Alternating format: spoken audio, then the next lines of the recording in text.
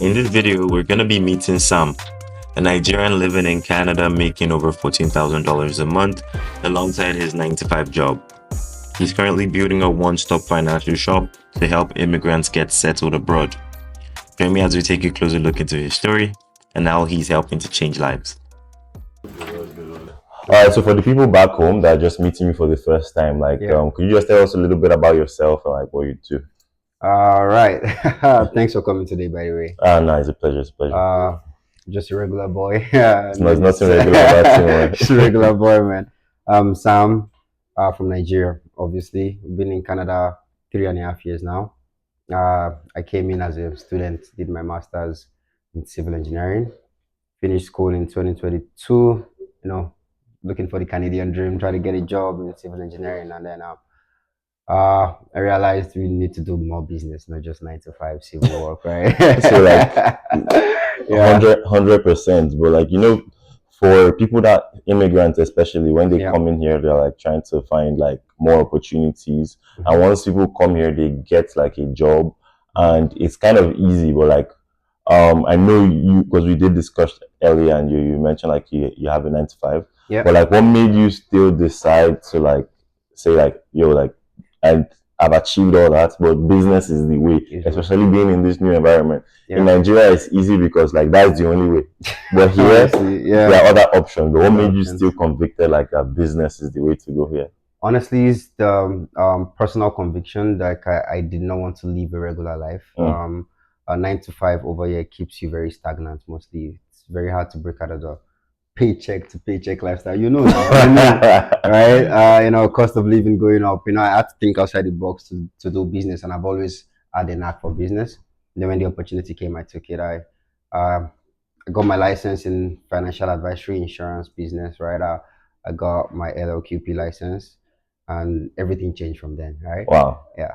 Wow. Did you ever think like, because you mentioned like you're a civil engineer, like that's what you did back home? Yeah. And what school did you attend back home in Nigeria? Oh, back home, Landmark. Landmark University. Shout out to Landmark and Landmark University and Covenant. We're brothers. Yeah, Landmark University, amazing. And you were there for 5 years. Yeah, I was there for 5 years. So you've been on this science and engineering part. Yeah. And you mentioned finance now. So did you ever think you'd see yourself in like the financial industry? Like, where did that switch come out from? Honestly, never, bro. Like back home, there was this little investment here and there we didn't go so well. But being in the financial industry I didn't plan it, right? But I always wanted to do business, right? So when the opportunity came and you could be in the financial industry by just getting a license and building a business for yourself, I took it, yeah. And then that was it. I got my license in 2022, and now I'm a full-blown insurance agent / financial advisor. And other companies as well as span out of that. Yeah. You said you came here 3 years ago, so this is 2024. So that's 2021. Yeah, 2021 I came here. So what program did you come here for? Actually, came here for a master's in civil engineering as well. Okay, so you came here for a master's program in civil engineering. Yeah. And that was how long? That was that 1 year or like a 2-year master program? It was a 2-year course. I started in 2020. I started from home, I was doing school from home because of COVID. I couldn't travel. Oh, that was that's true. That's true. What was it like being on lockdown here? Bro, it was crazy. It was a lockdown in Nigeria. I started schooling on lockdown. So you actually started school back home in Nigeria. Yeah, online. Yeah. Then you transitioned and came here you continued. Yeah. And then when did you finish? I finished 2022. So 2022. So I know, like, so for the people watching, especially immigrants or internationals that are here, we know like doing business in another country is different. So did you start your business like while you were in school, or was this after school? This was after school. After school, I went on to look for a job. I got the chance to start the business, but I didn't because I was focused on civil engineering stuff. And I got the job. It was not a bad pay. It was a good pay. I was a site engineer for a construction company here in Mississauga. But then 1 year in, I realized I needed to do business. That's a hard truth that lots of people don't really kind of understand. Did you work in 9 to 5 in Nigeria before you came here? Yeah, I did just NYSC stuff. Just NYC. And what do you think of like just 9 to 5 wise? Yeah. Working in 9 to 5 in Nigeria versus working in 9 to 5 here, because most times, like, as I did work in 9 to 5 too before I moved here. Yeah. And then I saw that those are two different worlds. Very working in 9 to 5 in Nigeria is a different thing. So did you have a similar experience? And like, what would you say really like stuck out when you came here? When I came here, I realized they had more employee benefits. You know, you have rights as an employee here as opposed to back home. No shade to Nigeria. Some companies are very good over there, right? But over here, it's easier to have a work-life balance because your hours are given and you stick by it. When it's 5, you're done. You don't have to do work. How about work rate? Work rate is really dependent on what industry you're in, right? As a civil engineer, because I was more office and site balance, I was not on site as much, so the work rate wasn't that stressful. But it also depends on who your bosses are, right? It was a small construction firm I was working in Mississauga, and the work rate was pretty high when the busy season comes in. That summertime, right? Construction season. So what aspect of construction? Structural construction. So like custom homes. Okay, so you were building homes, like, so when you say homes, like, were you like doing flooring? Was it the entire home process? Yeah, my company then was doing the entire home process, and I was like the site engineer, making sure the drawings correlate to what's been done on site. Oh, so you were more like a site engineer. Yeah. Oh, nice. That sounds like a lot is going on at the same time. Sounds like a very busy position. Yeah, definitely, man. Definitely. Yeah. So before then, I just want to touch a little bit about did you always work like did you always work in construction? Did you work like, because most times as international students, like, we tend to go work like Tim Hortons, or tell us a little bit about that, so we know that like we didn't just land here. Yeah. Oh, definitely, man. Definitely. When I was a student, I was working at Walmart. Okay. And I worked at Walmart for more than a year. I did, I worked in the fridge. Inside the cold room. I worked on the floor picking stuff, goods for customers, and it was a really humbling experience.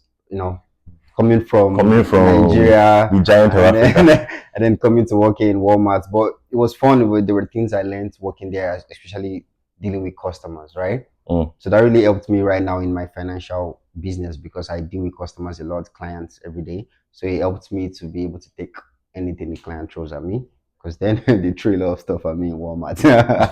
Yeah.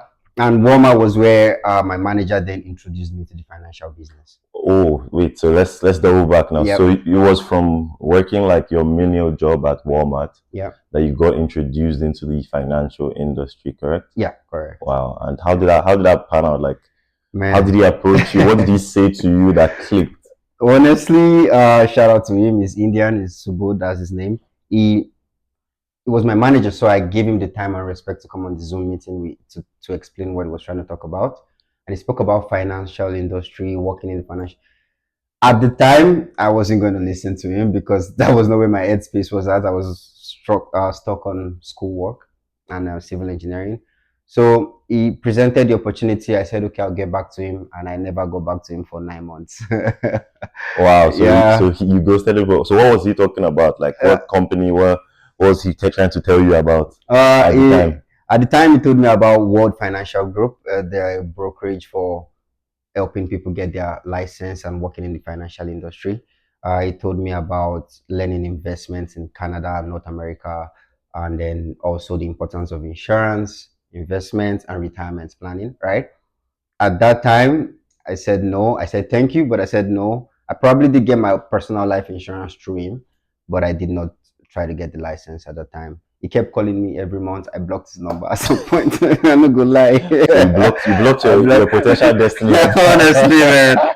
I blocked his number for 9 months straight. He called me with a different number. I didn't pick, because then I resigned from Walmart and started working as a civil engineer, So he kept checking up on me, and then when I realized I needed something new, I picked up my phone. I called him one day and said, you know what, bro, please tell me about this thing you're telling me 9 months ago. And he did. He was nice enough to pick my call, to explain the business to me, and then I got started immediately. Wow. And that was it. I did my exams, I got my license, and I started to learn everything about investment, stock market, insurances, and everything changed. Wow. Got my license 2023. Well, that's when you finished. You came 2021, finished 2022, and then I got my first job and worked from 2022 to 2023. Okay. July. And then I got my license in 2023 again. Yeah. So while we were recording, while we came in, I noticed that Sam had the FC25. So it's only right that we test his hand. I've been beating old men since I was a kid.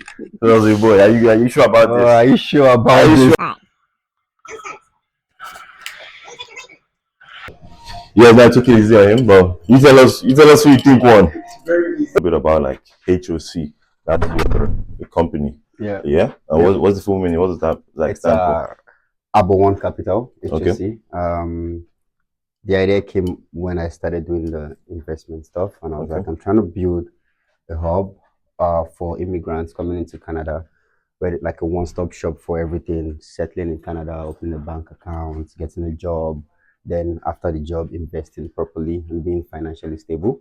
So the first arm of that goal is through One Capital, where we have a group of licensed financial advisors ready to help people, consultations, and making sure you make the right decisions on the bank account to open, the savings account to open. Yeah. And then from HOC, there's HOCA, that's One Academy, Capital Academy. Now the academy is geared towards starting a career as a financial, just like I did, right? Yeah. I started civil engineering and then I started doing investment. So I'm trying to teach people that exact same thing. So that they can also like make those right decisions to the right career path. Exactly. And at the end of the day, like make that paper. Yes, yeah. The goal is to make the money, right? But still work in your field, whatever field you're in, and also learn finances on the side, right? Yeah. The academy teaches you that, and at the end of the academy, we give successful graduates like $2,000 upon completion of the academy. So for the academy, like how long does it take like for a student to enroll in the class and like finish the program? We try to condense it into an 8 weeks course. Wow, just in 8 weeks? In 8 weeks. And is it full time or like part time? Is it flexible? No, it's flexible. It's based on the student's timing. Maybe 4 hours a week. You should be able to learn everything, get your license, get your business partners, and get the $2,000 at the end of the 8 weeks. Damn, that's a steal. That is steal. That's easy. I wish I met you when I came to Canada, man. It's easy, So if you guys are here, just make sure you're hearing that. So we'll probably put the links to everything in the description. Yeah, definitely. We'll put the links in the description, so at least you guys can find out more about that. Like, what does interaction look like? Is this a conversation starter? Like, how many people like walk up to you and like, oh, what's HOC about? Yeah. Like, how does that work? Like, in terms of you wearing this and going out? Right. So honestly, I wear this to strategic locations, like maybe went for networking events or events about parties where people get to ask questions like, oh, what brand is this? And then I tell them it's not a brand, it's actually a financial company. And then we're trying to spread the word on educating people on financial education, right? Basically, that's what it is. As a business-minded person, we tend to draw inspiration like externally from like books, podcasts, and people's stories. Because I did see some books when we were upstairs. So you do a little bit of reading. So what would you say are your top 3 books that inspired you to become or to get to where you are today? All right. I'm not a big reader, by the way. Okay. But I really love John Maxwell. John C. Maxwell. I went for a conference where he came in just last year, or this year I think, and that got me started on reading his books because he really spoke about leadership, right? Starting a company or co-finding a company with other people, right? It's important to actually have the people management skill as well, right? So I started reading John Maxwell, understanding leadership. Rich Dad Poor Dad might sound cliche, but that book really helps to put your mindset on knowing that you cannot do a 9 to 5, right? You have to have businesses or a chain of businesses, and I'm getting there. I'm just starting, right? So I don't really read much on books, but those 2 books really did help me. And do you do podcasts too or just books? Because me, like someone like me, like I know before it was so hard for me to read until like Especially when we were growing up, like in high school, we taking literature classes. I'll never finish any class. My literature teacher, no way. I was always the one, a case study. So, yeah. but then when I found like business books, like you said, like I saw how it could actually impact me. I never really Your did mindset, yeah. exactly. I wouldn't necessarily see myself in Half of a Yellow Sun, but I can see myself in Rich Dad Poor Dad. I can see myself in those. But how about other sources? Like, what's your recommendation? Do you do podcasts as well? Honestly, I do a lot of self-learning. Self-learning. When I started doing financial stuff, it's way out of my field. Okay. So I had to do a lot of YouTubing, watching everything about finances, stock market. I spoke to friends, and then I'm big on friends, like tapping ideas from your friends. I spoke to my friends doing that do trading, investment trading, forex trading, crypto trading. Speak to them on their policies, how they manage their risk to reward ratio. All of those helped me. YouTube, friends, and a little bit of reading really did help me, and self motivation. But no one wants to be poor. No way, no. Right? If you have not reached, if Sapa does not motivate you, nothing else your maxwell cannot do anything for you. So yeah, a lot of that helped me towards starting my chain of companies, and then when the first one started in January, we had to start a property management company as well. So it's actually HOP. It's a property management company. So when funds come in from the financial side, we reinvest that into property management or getting properties, and yeah, wonderful. But for context, if you don't mind sharing, of course, what from Harbor One Capital and HOP, what is the most money you've made in a month from these businesses? I think the most money I've made in a month is $14,000 from my license and as a financial advisor and property management. Yeah. That's 14 grand. Just for context, because he's out here being humble, and I don't support that. I don't support that. That's 14 grand. Yeah. Man, that is like the average income in Canada at this point. Like let's Google what the average income in Canada is, the average monthly income, just for context. Oh man. In Toronto specifically, I just don't want to say a number off the top of my head. So the average income in Toronto is $4,569, which is not true. This is not true. It's more like the 1,500-2,000, and from his business that he is doing part time right now, he was able to make 14,000 in a month. That's insane.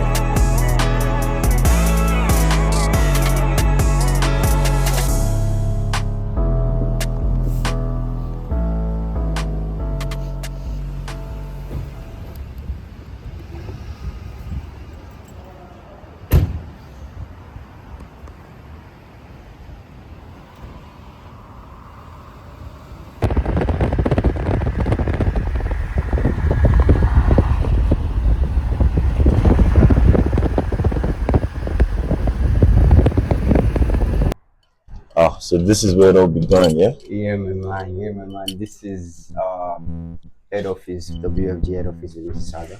Okay. This is where it all began for me, because this was where I got my license. This was where I did the exam. All financial license. Security. You can get the video, yeah.